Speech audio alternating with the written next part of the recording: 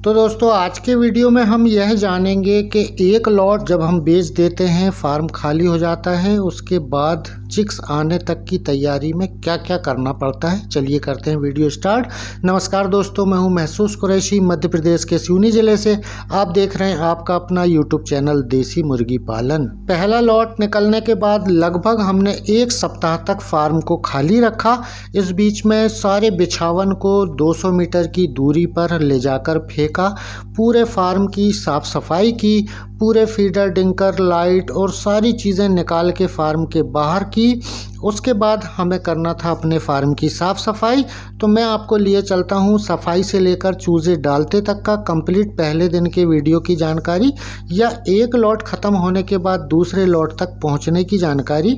तो आपने थोड़ी देर पहले देखा पक्का फार्म जिसकी साफ़ सफाई चल रही है, और जो कच्चा वाला फार्म है जिसकी लागत बनाने की 7,000 है। बहुत सारे वीडियो आपने इस फार्म के देखे हैं।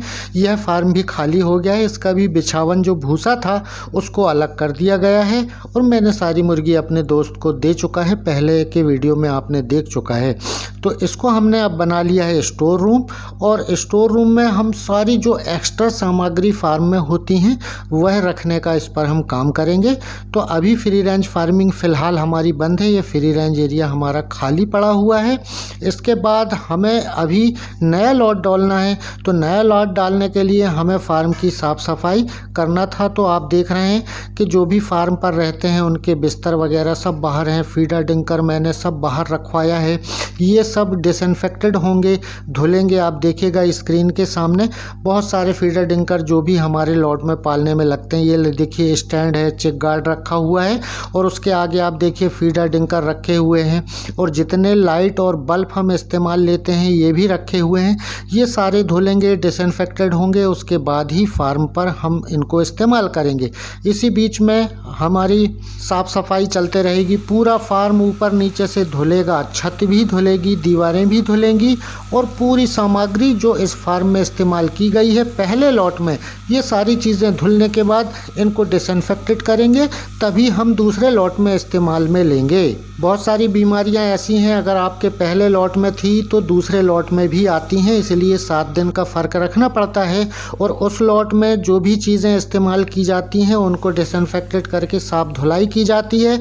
इसी बीच में 28 तारीख को हमारे यहाँ आ जाता है धान का छिलका, क्योंकि मैं चने का भूसा इस्तेमाल करता हूँ, वो बहुत कम बचा था, वो पुरता नहीं इस लॉट में, इसलिए मैंने बुला लिया है। और सारे फार्म को साफ़ सफाई हो चुकी है, चूने से, गर्म चूने से पुताई हो गई, पूरा फार्म धुल गया, और अब इसमें हमें नया लॉट डालना है। तो सारी चीज़ें आप देख रहे हैं एकदम क्लीन, बिल्कुल जैसे नई फार्मिंग की शुरुआत होती है इस तरीके से हमें फार्मिंग की शुरुआत करनी पड़ती है। अगर जरा सी भी हमने चूक की तो पहले लॉट में जो भी बीमारियां, जो भी डिजीज़ हमारे लॉट में रहती हैं वो दूसरे लॉट में आने की संभावना बहुत ज़्यादा बन जाती है।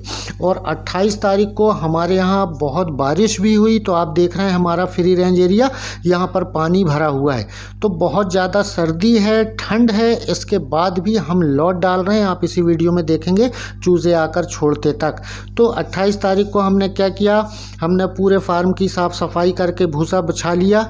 भूसा बिछाने के बाद हमें चिक गार्ड लगा के और लाइट बत्ती फिट करना था, क्योंकि 29 तारीख की शाम को हमारा चूज़ा आने वाला था। तो उसी तैयारी में हम लगे थे। मगर 28 तारीख को मध्य प्रदेश के बहुत सारी जगह में ओलावृष्टि हुई, जिसमें से ये जो स्क्रीन पे आप वीडियो देख रहे हैं, नरसिंहपुर ज़िले के कुछ गाँव में भी इसी प्रकार से ओलावृष्टि हुई है। मुझे ये व्हाट्सएप पे आया था, ये वीडियो गोटे गाँव का बताया गया था। तो बहुत दुख होता है यार जब फार्मर या किसान का नुकसान होता है। तो 28 तारीख को हमने भूसा लेके आया था। तो आप देखिए हमारा फ्री रेंज एरिया में भी पानी भरा हुआ है। हमारे यहाँ भी बारिश ही हुई, कोई बला, कोई आंधी, कोई तूफान, ओलावृष्टि नहीं हुई। इस बात की खुशी मगर बहुत सारी जगह में हो गया। तो हमारी गाड़ी 28 को आई, हमने पूरा बिछावन नीचे उतारा, बिछाया, और उसके बाद हमने तैयार किया ब्रूडिंग करने के लिए, जैसा हम अक्सर करते हैं। तो 29 तारीख को हमें सारे बर्तन धुल के मंज के हमने कंप्लीट रखे थे। चिक गार्ड लगा दिया था, भूसा बिछा दिया 3 इंच, और उसके ऊपर अखबार बिछा के टेम्परेचर बना के कंप्लीट रखा। इसी बीच में हमारा आ जाता है चूज़ा। चूज़े का मैंने जो बुक किया था वो 3000, मगर मेरे पास तक पहुँचे 2640। तो मेरी उनसे बात हुई, भैया क्यों कम आए हैं, तो उन्होंने उसका कारण बताया, कोई नहीं अगले बार ले लेंगे। और सारी तैयारी हमने पहले से करके रखी थी। पानी गर्म करके देना था 21 दिन तक। सबसे ज़्यादा ध्यान देना पड़ता है कि पानी बच्चों को ठंडा ना हो। तो हमने 1 लीटर पानी में 30 ग्राम गुड़, 5 ग्राम मीठा सोडा, पानी गर्म रखा था और आधा लीटर एक डब्बे में भर के सारे चूज़ों को पीने के लिए, जो हमने 33 डिग्री सेल्सियस तापमान बना के रखा है वहाँ पर पहले ही पानी रख दिया। तो पानी गर्म भी रहेगा, ज़्यादा जल्दी ठंडा नहीं होगा। उसके बाद हम बॉक्स खोलेंगे, चूज़े खोलेंगे और उसके बाद हम आपको दिखाते हैं कि बच्चे किस तरीके से खोले जाते हैं और कैसा खोलना चाहिए। जब सारे पानी के बर्तन लग जाते हैं, ठंड के दिन में 100 चूज़े पर 2 पानी के बर्तन भी हों तो काम चल जाता है, मगर गर्मी के दिन में 100 पर 3 पानी के बर्तन होना चाहिए। तो आप देखिएगा सारे गुड़ के पानी मीठा सोडा वाला हमने लगा चुका है और अब हम खोलने जा रहे हैं चूज़ों को कि यहाँ चिकगार्ड के अंदर किस तरीके से सावधानी पूर्वक खोलते हैं। तो आप इस तरीके से एक एक बॉक्स खोलते जाएंगे और नीचे से पकड़ के उनके पैरों की तरफ से ऐसा डालते जाएंगे। इस प्रकार से आप सारे चूज़ों को चिकगार्ड के अंदर डाल दें, जहाँ पर हमने टेम्परेचर बना के रखा है। भूसा बिछा के अखबार बिछा दिया है। 1 लीटर पानी में 100 बच्चे पर 30 ग्राम गुड़ और 5 ग्राम मीठा सोडा मिला के बच्चों को पीने रखा हुआ है। अब सारे बच्चे खोलने के बाद ये 5 घंटे तक मीठा सोडा और गुड़ का पानी जो इनको दिया गया है वह पीते रहेंगे। उसके बाद हमें क्या करना है, उसके बाद हमें यह पानी के बर्तन हटा के धुलने के बाद 1 लीटर में 1 ग्राम लिक्सिन पाउडर 100 बच्चों के हिसाब से हम इनको पीने के लिए देंगे। और शक्कर के बराबर मोटा प्योर मक्का पिसवाया हुआ उसमें बिखेर देंगे अखबार में। तो वो लिक्सिन पाउडर वाला पानी पिएंगे। शक्कर के बराबर मोटा जो हमने मक्का पिसवाया हुआ है अखबार में बिखेर देंगे तो वो मक्का खाएंगे। तो चिकगार्ड में छोड़ने के बाद बच्चों का FCR निकालने के लिए वज़न करना बहुत ज़रूरी है। तो हम 5 बच्चों को एक पॉलीथीन में लेंगे और लटकाने वाले कांटे से हम तौल करेंगे कि कितना वज़न आया।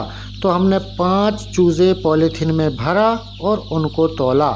तो आप देखिएगा स्क्रीन पे कितना वज़न आता है। ये इस पे टांगेंगे और देखेंगे कि कितना वेट आया 5 चूज़ों का। 15 ग्राम तो पहले ही हमारा कांटा बता रहा है। मेरा कांटा गड़बड़ है तो ये कांटा पहले से ही बिना कुछ टांगे 15 ग्राम बताता है।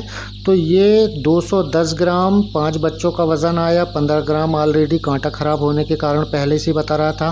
5 बच्चों का वज़न 195 ग्राम। 195 का भाग 5 में देते हैं तो आता है 39 ग्राम। तो 39 से 40 ग्राम का चूज़ा हमारे फार्म पर आया और डबल FG क्रॉयलर का चूज़ा इतने वज़न का आता ही है। तो दोस्तों आज की वीडियो में आपने यह जाना कि पहला लॉट ख़त्म होने के बाद दूसरे लॉट को डालने में पहले दिन तक क्या क्या करना पड़ता है, कितनी सावधानी बरतनी पड़ती है। अगर आप इस चैनल पर नए हैं तो सब्सक्राइब करके बेल आइकन दबाकर ऑल में कर लीजिएगा। इसी तरीके की वीडियो मैं हमेशा बनाते रहता हूँ। अगली मुलाकात फिर किसी नए टॉपिक को लेकर बहुत जल्द होगी। तब तक के लिए नमस्कार, आदाब, जय हिंद।